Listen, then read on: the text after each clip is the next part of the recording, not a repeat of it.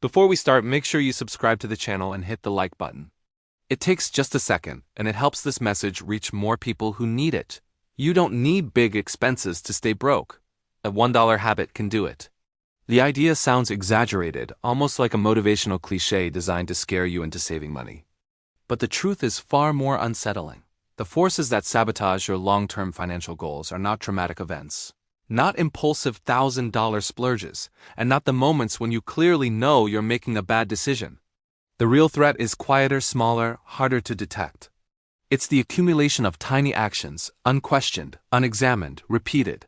It's the $1 trap. Most people believe they're financially responsible because they avoid large, reckless expenses. They feel proud of skipping the expensive vacation, of delaying the luxury car purchase, of saying no to the $1,000 gadget. These choices feel meaningful, disciplined, and mature. But the problem is that the financial damage rarely comes from the big things. Big purchases are obvious. You think about them. You hesitate. You compare. You consider consequences. You wrestle with guilt, pride, logic, and emotion.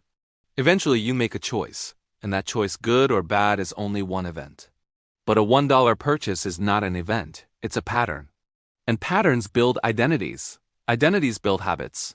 Habits build outcomes. Outcomes build your life. The $1 trap works because it never triggers your brain's warning system. It never feels like a financial decision. It feels like background noise. It feels like nothing. $1 is too small to matter until it isn't. Imagine a person who wastes $1 a day. You might say, that's only $365 a year. And if that person spent $1 a day with full awareness, the story might end there. But no one thinks, today I will waste exactly $1 on something unnecessary. That's not how the trap works. The trap is psychological. What actually happens is far more dangerous. A $1 purchase becomes a vote for tiny, impulsive spending.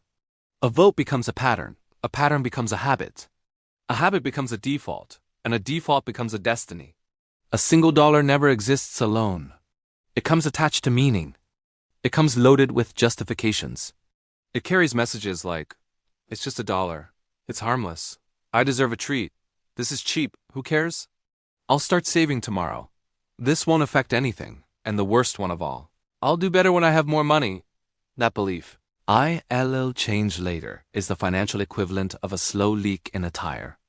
You can keep driving, but the longer you ignore it, the more damage it does. Small spending doesn't hurt today. It doesn't hurt tomorrow. It doesn't hurt next week. But it chips away at the structure of your discipline, the integrity of your habits, the strength of your decisions. And when you finally need your financial plan to hold, you discover that it's been eroding for years. Consider two people. Person A makes one big financial mistake. They buy something unnecessary for $1,000. It stings. They feel guilty. They adjust. They learn. Person B never makes a big mistake. They only make tiny ones, soft, gentle, easy to ignore mistakes. $1 here, $2 there. $5 somewhere else. A small subscription, a micro upgrade, a small snack, a digital add-on, a treat, a reward, a quick stop. Why not? Who is in worse financial shape after 10 years? It's not person A, it's person B every time. Because person A lost $1,000 once. Person B repeated their mistake hundreds of times without ever noticing it. The real danger isn't the cumulative cost. Yes, the money adds up to thousands, even tens of thousands over time.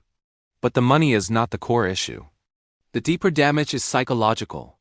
Micro-spending teaches your brain that impulse is acceptable, that discipline is optional, that long-term goals can be delayed without consequence. It trains you to prioritize comfort over growth, convenience over intention, pleasure over planning. When people say, I don't know where all my money goes, they aren't lying. They truly don't know.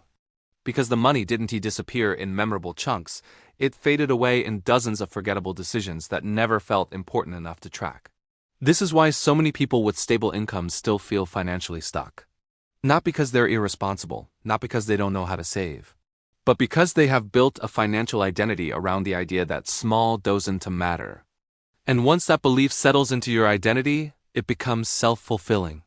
The $1 trap also works because humans are wired for instant gratification. A small purchase gives you a micro hit of dopamine, quick, easy, frictionless. A long-term plan gives you nothing today. No excitement, no reward, no emotional payoff.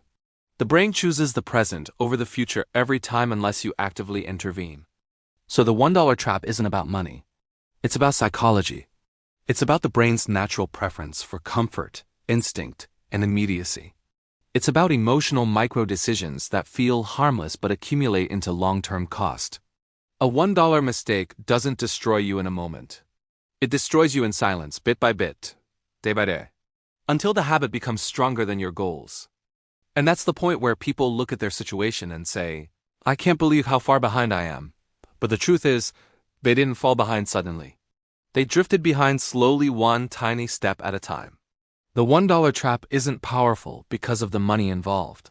It's powerful because of the message it sends, that your future can wait, that discipline can wait, that intention can wait. But the future doesn't wait. It's built one decision at a time. And if your decisions are shaped by tiny impulses, your future will be shaped by them too. This is the foundation of the trap. In the next part, we'll go deeper not into behavior, but into the neuroscience and cognitive patterns that make your brain ignore tiny losses and repeatedly choose short-term reward over long-term success. Because once you understand the psychology behind the $1 trap, you will see why it's one of the most dangerous forces standing between you and every big goal you've ever dreamed of. To understand why $1 purchases can quietly sabotage a $10,000 plan, you have to understand one harsh truth. Your brain was not designed for modern money. The human mind evolved for survival in a world where resources were scarce, threats were obvious, and decisions were simple. Today's world, filled with digital distractions, micropayments, unlimited choices, and instant gratification, overwhelms those ancient systems.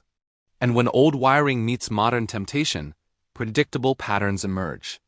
The first psychological driver of the $1 trap is diminishing sensitivity. This is a cognitive bias that makes small numbers feel irrelevant. The brain naturally pays more attention to big and dramatic things. A $1,000 loss feels painful. A $1 loss feels invisible. In fact, the brain barely registers it. But what the brain fails to calculate is repetition. A $1 cost repeated 100 times has more impact than a $100 cost repeated once. Yet the brain only reacts to the $100 loss because it's dramatic, immediate, and emotionally charged. This is why microspending multiplies without friction. You're not consciously choosing to sabotage your goals, you simply don't feel the loss. The second psychological driver is decision fatigue. Every day your brain is forced to navigate thousands of micro-decisions. What to eat, what to wear, what task to start, what message to respond to, what notification to check, what choice to make. Human willpower has limits. Every decision drains it slightly. By the time you encounter a tiny spending choice, like buying a snack, clicking a digital upgrade, or grabbing something small, your mental energy is depleted. And when mental energy is low, the brain defaults to the easiest available path: convenience, comfort, immediate gratification.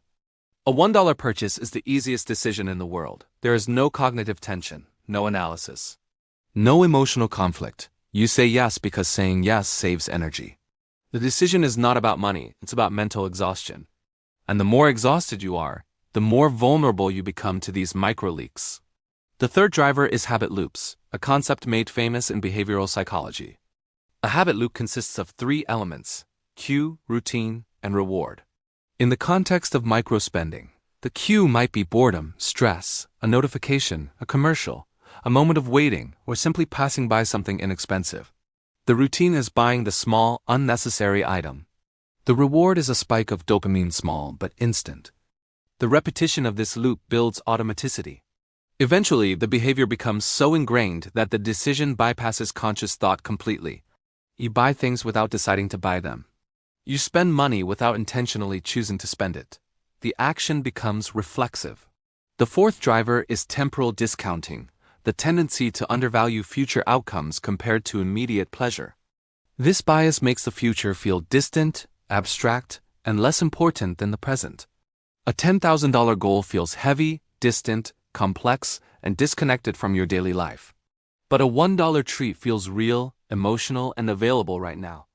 The brain is always negotiating between now and later, and unless trained otherwise, it always chooses now.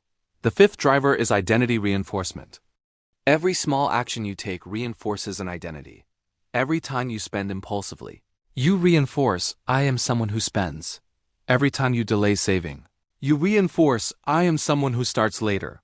Every time you break a small financial rule, you reinforce, my goals can wait. Big decisions create short-term emotion. Small decisions create long-term identity. And identity always wins. If you see yourself as someone who struggles with money, you will unconsciously behave in ways that confirm it. Not because you're irresponsible, but because the mind seeks consistency between belief and action. The sixth driver is friction reduction. Modern companies intentionally design systems that make tiny spending effortless. One-click purchasing, auto-renewal subscriptions, microtransaction gaming, fast food drive-thrus, digital upgrades, tap-to-pay, they all remove friction. And when friction disappears, resistance disappears. What once required thought now requires nothing. When spending becomes too easy, saving becomes too difficult.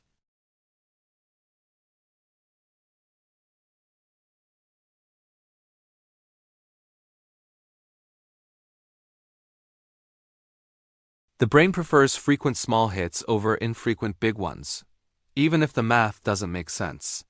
This creates a reward loop that favors microspending over long-term planning.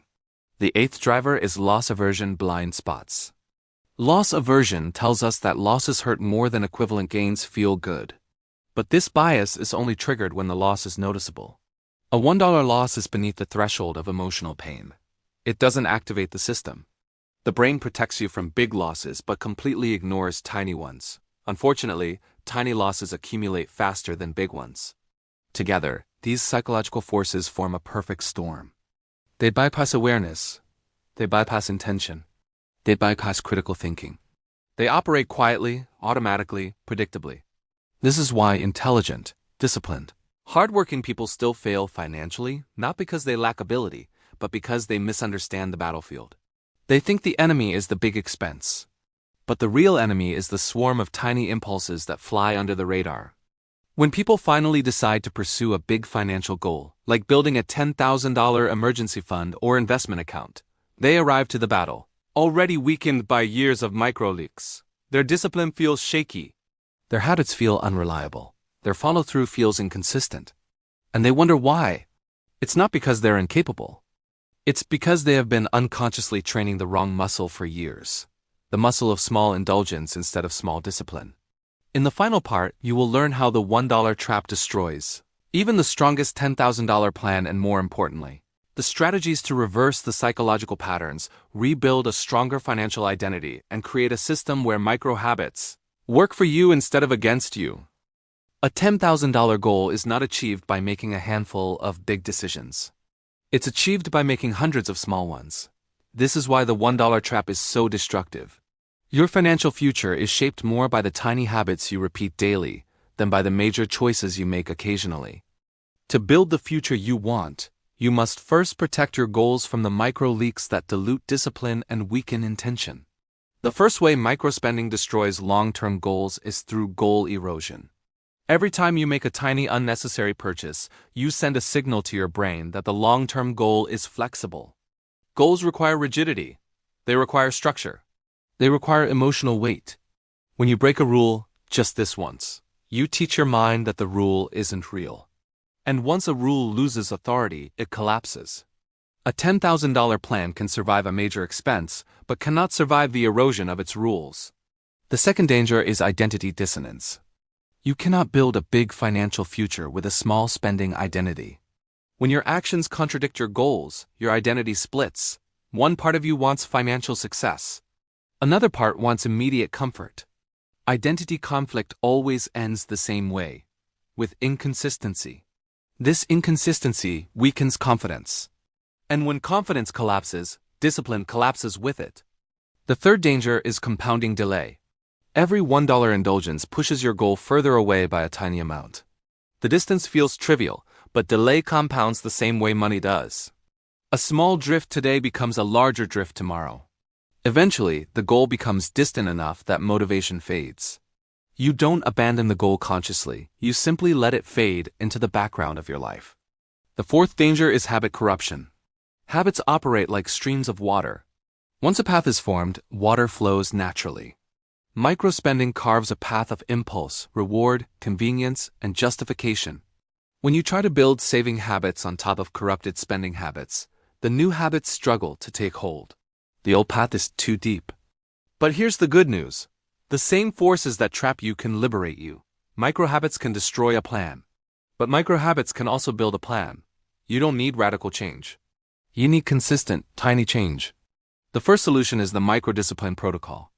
Instead of trying to overhaul your entire financial behavior, you start with the smallest controllable unit. One category, one habit, one pattern. For 7 days, you select a single microspending category: snacks, apps, drinks, add-ons, digital purchases, and track only that. The goal is awareness, not restriction. The moment you observe the habit, you weaken its power. The second solution is friction engineering. If companies use friction removal to make you spend more, you can use friction addition to help you spend less. Turn off one-click buying, remove saved cards, disable auto-renew, delete shopping apps. Create barriers that force your brain to think before spending. When friction rises, impulse falls. The third solution is reward redirection. Instead of fighting dopamine, you reroute it. Every time you avoid a $1 purchase, you transfer $1 into a separate account with a meaningful name: Freedom Fund, Future Upgrade, Opportunity Account. When your brain receives a reward for discipline, it develops desire for discipline. You hack the reward system instead of suppressing it. The fourth solution is goal emotionalization. A goal without emotion is forgettable. A goal with emotional weight becomes magnetic. Visualize your $10,000 plan. Attach meaning to it. What freedom will it give you? What stress will it remove? What doors will it open? When a goal feels emotionally valuable, the brain prioritizes it over small, forgettable pleasures. The fifth solution is weekly recalibration. Monthly reviews are too slow. The brain forgets microactions quickly. A weekly review keeps your goals alive. It brings the invisible into the visible. It helps you confront patterns before they grow. The sixth solution is identity reconstruction. Your behavior will never rise above your identity. To change your financial life, you must shift from "I am someone who tries to save" to "I am someone who protects my future." This identity shift happens internally first, then externally. Each time you resist a microspending impulse, you vote for your new identity. The seventh solution is positive compounding. Small discipline compounds just like small spending. $1 saved each day becomes a habit. A habit becomes momentum. Momentum becomes identity. Identity becomes outcome. The process is slow at first, then exponential. And finally, the eighth solution is future proximity. The future must feel close enough to matter. Break your $10,000 goal into small, bite-sized milestones. Celebrate them. Track them visibly. Let your brain feel progress. When progress is felt, discipline becomes effortless. The journey to financial independence is not built on extraordinary moments. It is built on ordinary decisions repeated with intention. A $1 choice is not small. It is symbolic. It is foundational. It is a test of alignment between who you are now and who you want to become. Big dreams are fragile. Small habits determine whether they survive. Your $10,000 plan is real, achievable, and within reach. But only if you protect it from the tiny decisions that threaten to quietly swallow it. The future is not built in grand gestures. It is built in the small, invisible choices you make when no one is watching. And if you can master the small choices, the big goals will follow naturally. Thank you for watching all the way to the end. If this video helped you, don't forget to subscribe to the channel and hit the like button. Your support means a lot, and it helps us bring even more content like this. Thank you.